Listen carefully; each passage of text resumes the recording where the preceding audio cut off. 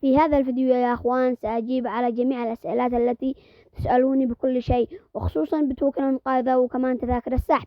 بس قبل ما نبدأ الفيديو، في معلومة في نهاية الفيديو ستخليك تجيب أقوى اللاعبين في حدث التوس، وكمان نصائح مهمة للحدث. والآن لا تنسوا ما تصلي على الحبيب محمد في الكومنتات، والوسيلة الوحيدة لحتى تدعموني هي أن تعملوا لايك واشتراك بالقناة، وتشاركوا الفيديو مع أصدقائكم لحتى يستفيدوا. والآن يلا بينا إلى الفيديو. Let's go.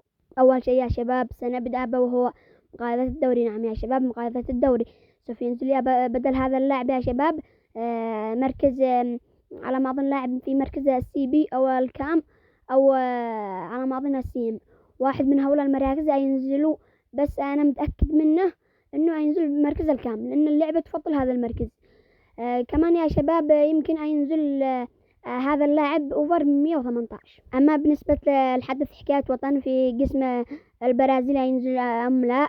شوفوا يا شباب، قسم البرازيل اذا من الحالات اذا تعاقدت اللعبة مع الدوري البرازيلي سوف يتم نزول حدث البرازيل الخميس القادم بإذن الله.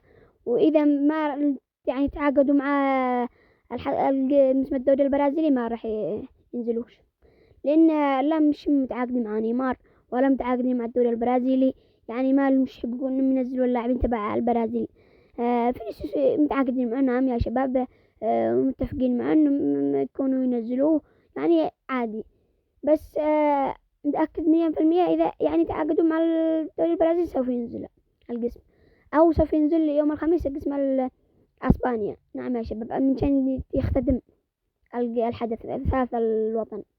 أما يا شباب للتوكن هذا سيتم إزالته أو لا، سوف كل حاجة يقولوا لنا في المسمى اللايف يوم الأربعاء. جهزوا نفوسكم لأنني سوف أفصل لكم هذا البث تفصيل في قناتي على الواتساب. لا تنسوا ما تدخلوا تابعوها، نشطح الرابط في أول التعليق.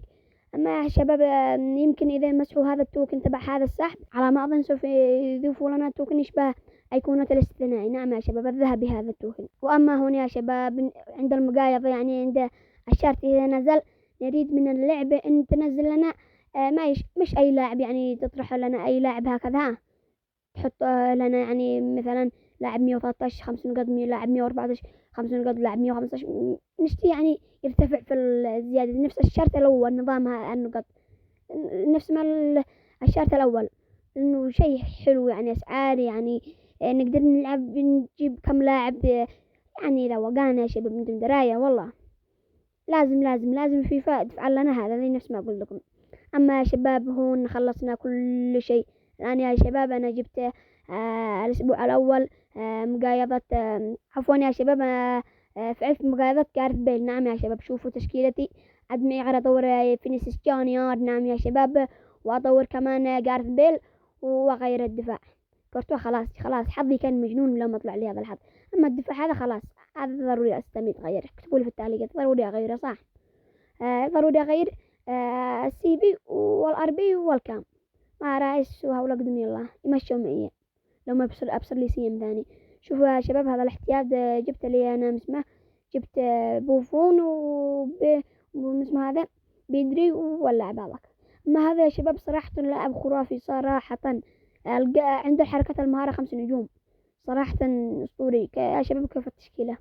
أنا صراحة غلقت خط الهجوم ما شاء الله يا شباب. بس أو في نهاية الفيديو يا شباب لا تنسوا ما تصلوا على حبيب محمد وتعملوا لايك واشتراك بالقناة وتفعيل زر الجرس. والوسيلة الوحيدة لحتى تدعموني إن أنتم تعملوا لايك واشتراك بالقناة وتفعيل زر الجرس. وأهم شيء يا شباب تشاركوا هذا المقطع مع أصدقائكم منشان تكثر عائلة مستر في الموبايل. يلا في أمان الله.